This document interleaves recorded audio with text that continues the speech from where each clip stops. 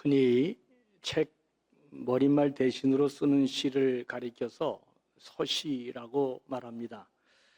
서시 그러면 가장 먼저 떠오르는 것이 그 유명한 윤동주의 서시일 것입니다.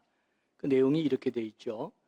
죽는 날까지 하늘을 우러러 한 점 부끄러움 없기를 잎새이는 바람에도 나는 괴로워했다.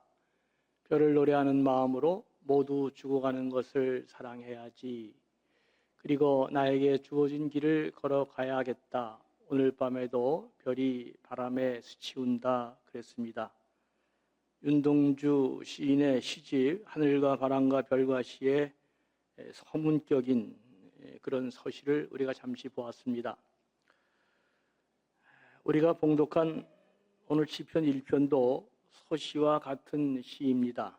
시편 150편을 편집한 이 저자가 서시처럼 맨 처음에 배치한 것이기 때문에 그렇습니다. 여러분, 맨 처음 놓는 것이 언제나 주목을 받게 되어 있습니다. 노래 음반을 내는 사람도 타이틀곡으로 어떤 곡을 선택할지 매우 신중하게 고려하게 되어 있습니다. 또 자기가 쓴 글을 묶어서 한 권의 에세이집을 낼 때에도 어떤 글을 책의 가장 앞머리에 배치할 것인가 여간 신경이 쓰이는 것이 아닙니다. 그만큼 맨 앞에 놓는 것이 중요합니다. 그리고 사람들도 또한 그것을 주목해서 보기 때문입니다. 시편 1편도 마찬가지입니다. 이 150편이라고 하는 이 시편을 편집한 이 시편 기자가 처음 위치에 놓은 것이기 때문에 그 시편 150편이 다 중요하잖아요. 그런데도 그걸 시편 1편을 맨 앞줄에 놓았기 때문에 이게 대단히 중요한 시편이 될 수 있습니다. 그리고 이렇게 주목받는 시편 1편이 무엇을 말하느냐? 복 있는 사람에 대해서 말씀하고 있다는 것입니다. 그러니까 세상에 복 받기를 싫어하는 사람이 어디 있어요? 그러니까 우리는 이 시편 1편의 내용을 거듭해서 주목하지 않을 수 없습니다. 도대체 성경이 말하는 복 있는 사람은 어떤 사람일까? 또 그런 사람은 어떤 길을 가는 사람일까? 그런데 오늘 본문은 복 있는 자와 상반되는 사람을 먼저 열거하고 있습니다. 악인과 죄인과 오만한 사람입니다. 누가 악인이고 누가 죄인이고 누가 오만한 사람입니까? 그것은 세상적으로 볼 때 시대와 역사에 따라서 조금 다르게 평가될 수도 있을 것입니다. 그러나 그럼에도 불구하고 성경이 말하는 이 사람들의 공통점이 하나 있습니다. 그들은 한결같이 하나님의 말씀을 따르지 않는 사람이라고 하는 공통점이 있습니다. 하나님이 제시하는 삶의 방식을 따르지 않고 세상의 꾀를 따라 사는 사람들이 이들의 특징입니다. 처음부터 악인이 따로 있고 죄인이 따로 있는 것이 아닙니다. 하나님 말씀을 따라 말씀이 지시하는 방식을 채택하지 않고 살아가다 보면 세상의 꾀와 세상 방식과 세상의 경험을 다 따라가게 되어 있습니다. 그래서 결국 자기도 모르는 사이에 악인의 길에 들어서게 되고 그리고 자기도 모르는 사이에 마침내 죄인의 삶을 살게 된다는 것입니다. 그리고 마지막에는 하나님 말씀에 아랑곳하지 않고 자기 생각대로 자기 경험대로 살아감으로써 대단히 오만한 자가 되는 것입니다. 왜 이렇게 될까? 그것은 간단합니다. 인간이 죄인이기 때문에 그렇습니다. 그래서 말씀을 떠나면 자연히 인간은 이런 악인과 죄인과 오만한 길을 가는 사람이 될 수밖에 없습니다. 로마서 3장 10절에서 12절은 이렇게 말씀하고 있습니다. 기록된 바 의인은 없나니 하나도 없으며 깨닫는 자도 없고 하나님을 찾는 자도 없고 다 치우쳐 함께 무익하게 되고 선을 행하는 자는 없나니 하나도 없도다.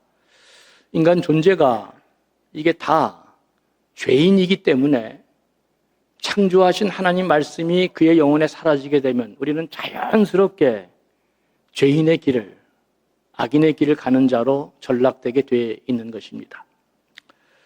우리가 악을 행하고 죄를 범하는 것은 하나님 말씀을 믿지 못하고 자기 욕심을 따라 살아가기 때문입니다. 우리가 세상에서 죄를 짓는 것은 다 자기의 탐욕과 욕심에 의한 것입니다. 신앙생활을 하면 하나님을 사랑하고 내 이웃을 보게 돼 있는데, 그렇지 않으면 다른 사람을 생각하고 하나님 생각하는 거 전혀 불가능합니다. 나만을 생각하고 나를 지나치게 사랑하고 오로지 내 중심으로 살아가기 때문에 결국은 악에 떨어지고 죄를 짓는 자가 되는 것입니다.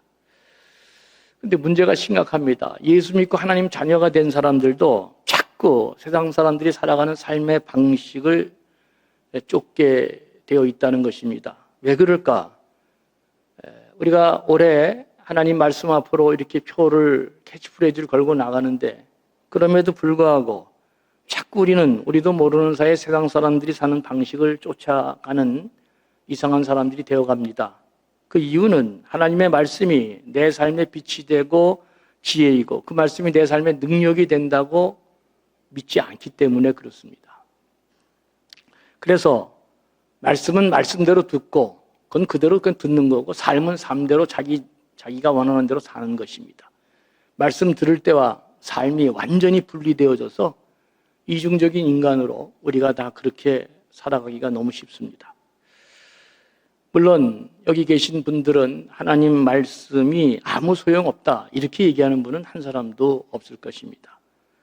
그런데 세상 살아갈 때 자기도 모르는 사이에 하나님 말씀대로 살면 이 죄인과 악인이 울거리는 세상에서 내가 과연 이거 승리하고 살지 못하지, 이런 처참한 현실 속에서 내가 하나님 말씀대로 살았다가는 내가 절대로 승리하지 못할 거야. 하나님 말씀대로 살면 내가 망할 것 같다는 생각이 자꾸 들기 때문에 하나님 말씀을 자꾸 떠나게 됩니다. 그러니까 결국 하나님보다 세상을 더 믿는 사람들이 되어가는 것입니다. 그러나 여러분, 세상 돌아가는 것을 누구보다도 잘 아는 분이 창조자 하나님이신데, 그 창조자 하나님이 모든 것을 다 아시는 하나님께서 하나님을 따르는 백성들에게, 주 예수 그리스도를 믿고 하나님의 자녀가 된 우리들에게 어떻게 세상을 살아야 하는지, 그 은혜 받고 복 받고 성공하는 길을 다 알려줬음에도 불구하고 우리는 생각하기를 자기도 모르게 내 일은 이렇게 디테일한 거 하나님이 뭘 아시겠나, 내 일은 내가 제일 더 잘 알지. 그래서 점점 하나님 말씀과 상관없이 그렇게 살아가는 존재로 바뀌게 됩니다.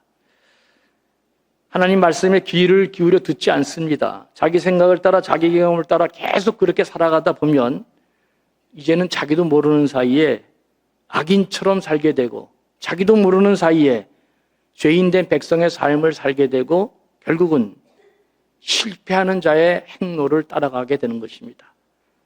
성경은 그런 자의 행로를 가리켜서 바람에 나는 겨와 같다, 가벼운 인생이다, 그래서 결국은 심판에 견디지 못하고 망하는 인생길을 가는 사람이다, 그 존재를 그렇게 규정해 주고 있습니다.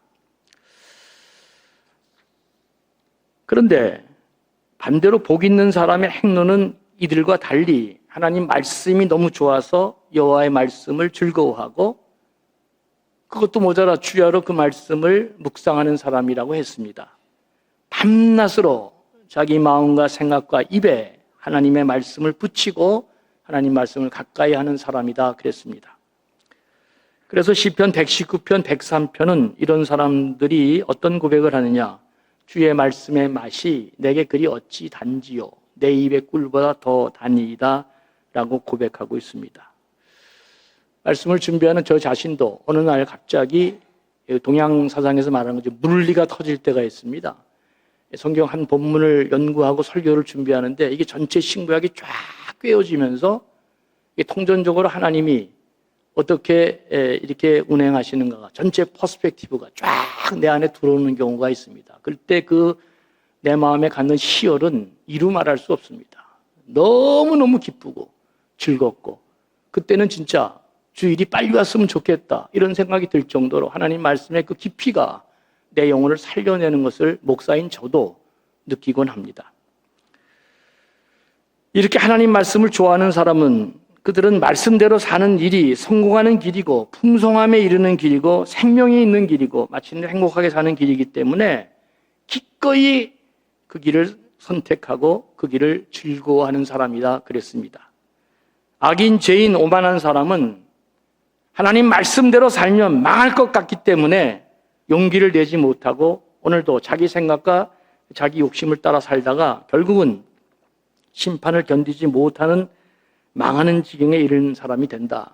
성경이 그렇게 복 없는 사람을 규정하고 있습니다. 시편 1편 2절은 아주 단호하게 우리에게 말씀합니다. 오직 여호와의 율법을 즐거워하여. 그러니까 복 있는 사람은 오직 여호와의 율법을 즐거워하여 그의 율법을 주야로 묵상하는도다 그랬습니다. 하나님 말씀을 즐거워하는 사람이 복 있는 사람이다 그런 말입니다. 하나님 말씀을 좋아하는 사람이 복 있는 사람이다 그런 말씀입니다. 올해 우리의 캐치프레이즈가 다시 말씀 앞으로인데 말씀을 좋아하는 사람이 복 있는 사람이고 말씀을 즐거워하는 사람이 복 있는 사람인데 올 한 해 여러분들이 신앙생활 할 때 말씀이 가까이 여러분 곁에 있기를 주의 이름으로 축원합니다. 여러분은 신앙생활 하면서 하나님 말씀이 너무 좋아서 밤낮으로 묵상한 적이 있습니까? 꼭 올해는 그런 사람이 돼야 되는데 여기서 묵상하다라는 말은 그 원문에는 의성어로 되어 있어요. 소리어로. 그러니까 묵상이라는 말이 조금 번역이 조금 무거운데 우리말로 하면 하나님의 말씀을 우물거린다, 읊조린다 그런 뜻의 의성어입니다. 이렇게 소리를 내는 거죠. 이렇게 묵상하는 게 아니고 읊조리고 우물거리고 의성어입니다. 소리를 내는. 제가 옛날에 버스를 타면은 버스 기사님이 자기 마음대로 좋아하는 곡을 그냥 막 틀더라고요. 그냥 막 무슨 곡을 틀까요? 옛날에 그런 게 어디 있어요? 그냥 운전하시는 분 마음대로 기사님이 다 막 틀어주면 트는 거죠. 그래서 버스를 타면 그냥 유행하는 노래를 틀거나 아니면 기사님이 좋아하는 방송을 틀고 그랬습니다. 제가 그때 중학교 때 용산중학교를 다녔는데 저희 집에 흑석동에서 용산중학교를 다닐 때마다 꼭 끝나는 시간에 버스를 타면 이 어느 차를 타도 기사님이 딱 틀어주는 방송이 있습니다. 여러분 잘 모르실 텐데 근데 저보다 연세가 비슷한 분은 다 알아요. 그게 뭐냐면 싱글, 벙글, 쇼 그러면서 이 강석하고 김혜영이라는 분이 문행하는 그러면서 시그널 뮤직이 쫙 나오는데 이게 그냥 학교 끝나고 차 그 버스만 타면 그냥 그게 그냥 계속 나오는 거예요. 싱글, 벙글, 쇼 그러면서 자연히 나도 웃게 되고 여러분은 안 웃죠? 저는 그때 생각만 하면 지금도 웃음이 나옵니다. 그리고 그 시그널 음악을 읊조리면서 나도 모르게 노래를 흥얼거리더라고요. 근데 한때 이 싸이라고 하는 사람이 강남 스타일이 이게 대단했잖아요. 이게 모든 사람이 이 노래를 따라하지 않으면 안 될 정도로 아주 중독성이 강한 노래였습니다. 싸이는 이 노래로 세계를 제패했습니다, 여러분. 이게 순전히 제 생각입니다. 이게 제 생각이에요. 그냥 오해하지 마시고. 제가 볼 때는 이게 뭐 노래 같지도 않은 노래가 어떻게 저게 뭐 세상을 제패하고 사람들이 다 저렇게 부르나.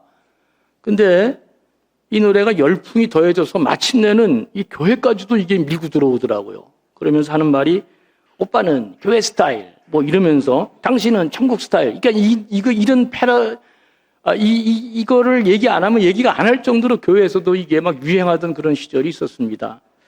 제가 무슨 말을 하려고 그래요? 자꾸 들으면 자기도 모르는 사이에 응얼거리고 읊조리게 된다. 이제 그런 말입니다. 복 있는 사람은 하나님 말씀을 읽었는데 그게 너무 좋아서 자꾸 이렇게 응얼거리고 읊조리게 된다 그랬습니다. 정말 이런 사람들은 말씀을 좋아하는 사람들이잖아요. 제가 미국에 살 때 이렇게 이제 미국에 50개 주가 있는데 이제 비행기를 타고 가면은 어쩌다가 이게 랍비들이죠, 랍바이들 그 이제 검은 제복을 입고 그냥 귀에 탁 이렇게 뭐 나오고 그냥 그런 사람이 내 옆에 앉을 때가 한 2번 있었습니다. 그러면 이제 이 사람이 내 옆에 앉으면 진짜 목사로 자존심 상하거든요. 왜냐하면 그냥 이 사람은 앉자마자 그 히브리어 성경을 딱 껴놓고 그냥 읊조리는 거예요, 진짜. 비행기 딱 타서 앉고 나갈 때까지 계속 그냥 막 이렇게 하는데 브리시트 바라 엘로이 막 그냥 옆에서 그냥 다시 나도 성경책을 꺼내서 읽을 수도 없고 진짜 이거 뭐 완전히 진짜 그냥 이게 어떻게 된 게요. 타가지고 내릴 때까지 그냥 진짜 말씀에 생명 걸더라고. 야, 이런 랍바이들이 있구나 진짜. 놀랍구나 진짜. 그런 생각을 했습니다. 여러분, 저는 그래서 이번 성경 필사, 성경 통독하신 분들을 우리 교회 역사가 되도록 주부의 그 명단을 꼭 실으라고 이제 제가 부목사님들에게 지시를 했어요. 귀한 사람들입니다. 주보가 교회 역사의 가장 중요한 기본이잖아요. 거기에 이름을 실어야 되겠다 앞으로. 그래서 성경을 필사하고 성경을 통독한 사람들을 귀하게 생각해야 되겠다. 올해 다시 말씀 앞으로 캐치프레이즈를 걸면서 생각을 많이 바꿨습니다.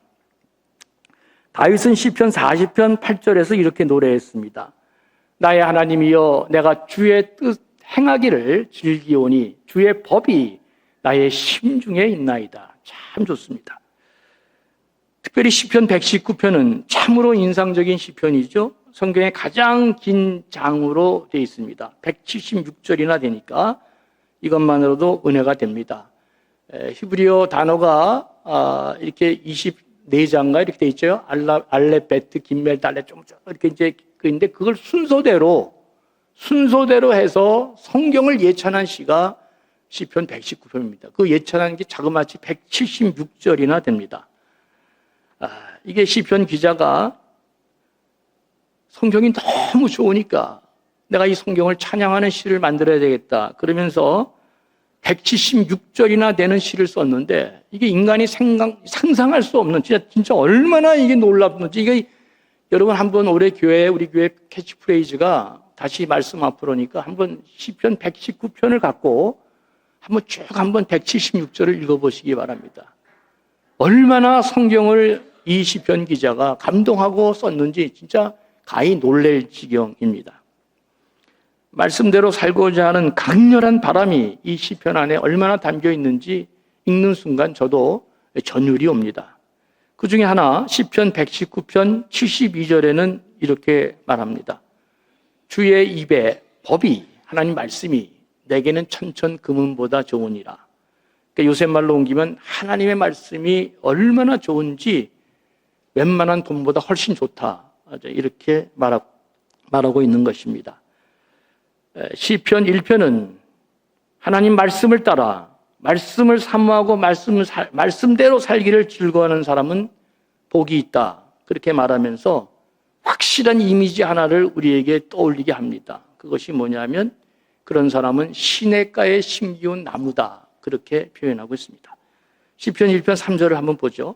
그는 시냇가에 심은 나무가 철을 따라 열매를 맺으며 그 잎사귀가 마르지 아니함 같으니 그가 하는 모든 일이 다 형통하리로다 그랬습니다. 이스라엘은 우리와 환경이 달라서 이게 삶의 환경이 다르니까 우리는 이 말을 이렇게 읽으면 이게 크게 마음에 다가오지 않는데 이스라엘 백성들은 이 말이 무슨 말인지 확 다가옵니다. 이스라엘은 건기와 우기가 있는데 이 건기가 되면 그 기간에는 비 한 방울 내리지 않고 모든 세상이 다 말라 죽어버리는 거죠. 그 건기가 굉장히 길잖아요. 그런데 놀랍게도 그런 건기에도 불구하고 물가에 심기운 나무가 있다는 것입니다. 늘 푸르게 살 수 있다는 것입니다. 그리고 철을 따라 열매를 맺는다는 것입니다. 누가 이런 사람이나 하나님 말씀대로 살기를 좋아하는 사람, 하나님 말씀을 그렇게 사랑하는 사람은 이와 같다고 성경이 말하고 있기 때문에 이스라엘 백성들은 굉장한 말씀이 돼서 그렇게 사는 거예요. 그래서 비행기 타면 이 랍바이들이 그렇게 말씀에 천착하고 그 말씀에 전념하고 그걸 또 속으로 좀 소리가 안 나게 읽으면 좋은데 이게 그냥 계속 떠드는 거야 진짜. 그래서 내가 처음에는 너무 힘들어가지고 그 스튜디오스한테 나 자리 좀 바꿔달라고. 근데 다음에는 진짜 나도 크게 성경을 좀 읽어야 돼 이런 생각도 했는데 굉장하더라고요 진짜. 말씀을 사랑하는 게. 하나님 말씀대로 살기를 좋아하는 사람은 이와 같이 푸르고 열매 풍성한 삶이 보장되어 있다. 그렇게 이스라엘 백성들은 지금도 믿고 있는 것입니다. 아모스 8장 11절에 보면 그래서 이렇게 말씀하고 있습니다. 주 여호와의 말씀이니라. 보라, 날이 이를지라. 어떤 날이 이른데요? 내가 기근을 땅에 보내리니 양식이 없어 주림이 아니며 물이 없어 가람이 아니요 여호와의 말씀을 듣지 못한 기갈이라 그랬습니다. 먹을 것이 없어서 기근이 아니고 마실 물이 없어서 가람이 아니라는 것입니다. 하나님 여호와의 말씀을 듣지 못한 기갈을 너희가 경험하게 될 것이다. 그래서 영혼이 다 죽고 다 사람이 피폐하는 사람으로 바뀌게 될 것이다. 그 당시에도 하나님 말씀이 있었죠. 가볍고 배용되고 진짜 하나님 말씀 아닌 그런 것들이 다 난무할 때 아모스가 그랬습니다. 여호와의 말씀을 듣지 못한 기갈이 너에게 임할 것이다. 깊이 있고 참다운 하나님의 말씀을 듣지 못해서 오는 기갈, 그 사람들이 영원히 다 죽어가고 죄인과 악인에 되는 삶으로 바뀌는 것을 지금 예언하고 있는 것입니다. 마태복음을 보면 예수님이 40일 금식하고 주려 있을 때 사탄이 그를 시험하는 내용이 나옵니다. 마태복음 4장 3절을 보면 사탄이 이렇게 말하잖아요. 네가 만일 하나님의 아들이거든 명하여 이 돌들을 떡덩이가 되게 하라. 40일 굶은 사람에게 가장 절박한 문제는 먹는 문제입니다. 예수님은 이 땅에 사람의 몸으로 오셨기 때문에 그도 40일 굶주리면 너무나 힘들고 고통스러운 것입니다. 사탄이 이것을 정확히 알고 급소를 치고 있는 것입니다. 인생을 살면서 먹고 사는 문제는 이게 누구에게나 다 시급한 문제입니다. 먹고 사는 문제가 시급하지 않은 사람은 하나도 없습니다. 옛말에 포도청, 목구멍이 포도청이다 그러잖아요.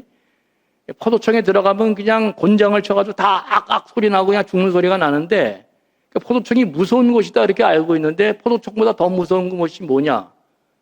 목구멍이 포도청이다. 먹고 사는 게 포도청보다 더 어려운 문제다 그런 말입니다. 그래서 먹고 사는 문제가 걸리면 이게 진실이 거짓이 되고 친한 친구도 팔아먹게 되고 사람이 이상한 사람으로 바뀌는 게 전부 다 먹고 사는 문제 때문에 이상한 사람으로 다 바뀌는 것입니다. 그런데 그 먹고 사는 문제가 진짜 오늘 나에게 절박한 문제로 다가오면은 이 먹고 사는 문제는 하나의 문제가 아니고 정말 이건 굉장한 문제가 되는 것입니다. 예수님에게 지금 가장 시급한 것은 돌을 떡덩이가 되게 하는 기적입니다. 돌이 어떻게 떡이 됩니까? 부정부패, 무슨 수단 방법 다 가려서라도 이 돌이라도 떡으로 만들어서 내 이 시급한 문제를 해결해야 된다. 이게 다 인간이 사는 삶의 방식이다. 그런 얘기입니다. 그런데 이런 절박할 때 하나님이신 예수님이 이 땅에 오셔서 뭐라고 선언했냐면 마태복음 4장 4절 우리가 너무나 잘 아는 말씀이죠. 사람이 떡으로만 사는 게 아니라 하나님의 입으로부터 나오는 모든 말씀으로 살 것이다. 그러니까 하나님의 말씀이 굉장하잖아요. 먹고 사는 문제가 먹고 사는 문제에 달려있는 게 아니라 하나님 말씀에 달려있다고 지금 주님이 말씀하고 있는 장면입니다. 보이는 세상에서 보이지 않는 하나님을 믿고 가라는 것입니다. 말씀을 신뢰하고 말씀을 붙들고 가라는 것입니다. 말씀이 먹고 사는 문제까지도 다 해결해 준다고 하나님이 지금 그렇게 우리에게 말씀해 주고 있는 것입니다. 그래서 시편 1편은 이 서시와 같은 시편 1편은 확실하게 선포하고 있습니다. 하나님의 말씀을 사모하는 사람, 하나님의 말씀을 너무 좋아해서 밤낮으로 읊조리고 가까이 하는 사람, 그리고 그 말씀 따라 그대로 일상생활에서 살기를 좋아하는 사람, 이 모든 사람들은 그 일에, 모든 일에 형통하게 된다고 말씀합니다.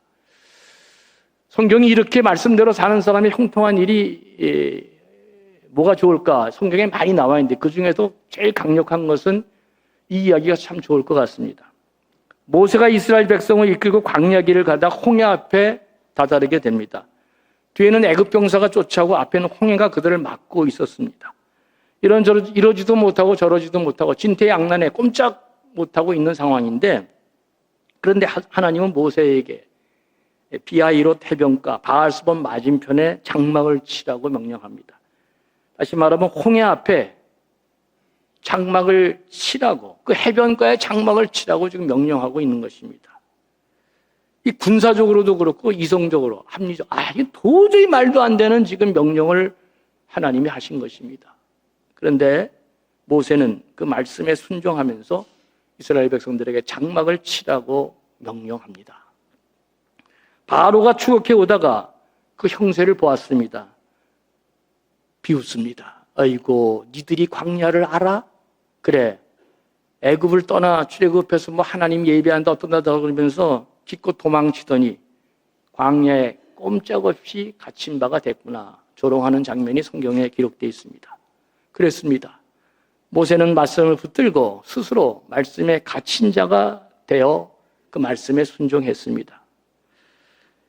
바로는 그런 모세를 보고 말씀에 갇힌 자가 광야에 갇힌 자가 돼서 죽게 되었구나 비웃고 조롱했습니다. 그러나 하나님은 말씀을 믿고 신뢰하고 말씀에 갇힌 자가 되면 그 다음에는 육지길이 아니라 바닷길을 내시는 놀라운 역사를 감행하는 것입니다. 스스로 말씀에 자기를 갇힌 자가 되고 살아가는 사람을 향해서 세상 사람들이 볼 때는 광야에 갇힌 자라고 비웃음을 받을지 모르지만 하나님은 스스로 말씀에 갇힌 자가 된 사람을 세상이 알지 못하는 새로운 길을 여시면서 육지길이 아닌 바닷길을 내시는 놀라운 일을 하나님이 감행하시는 것입니다. 모든 시선을 주님께 드리고 살아계신 하나님을 느낄 때 내 삶은 주의 역사가 되고 하나님이 일하기 시작하네. 우리 다 같이 모든 시선을 주님께 드리고 살아계신 하나님을 느낄 때 내 삶은 주의 역사가 되고 하나님이 일하기 시작하네. 한 번 더 모든 시선을 주님께 드리고 살아계신 하나님을 느낄 때 내 삶은 주의 역사가 되고 하나님이 일하기 시작하네.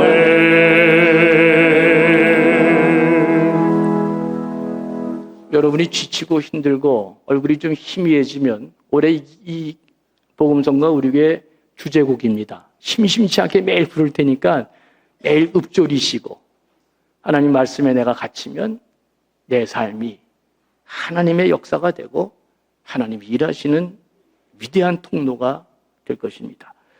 부디 우리 모두가 올 한 해 말씀을 사모하고 말씀을 즐거워하고 그 스스로 이해가 안 가도 말씀에 갇힌 자가 되어져서 2020년 꼭 살아계신 하나님의 축복을, 기적을 경험하는 우리 존귀한 감전의 모든 백성들이 되기를 주의 이름으로 간절히 축원합니다.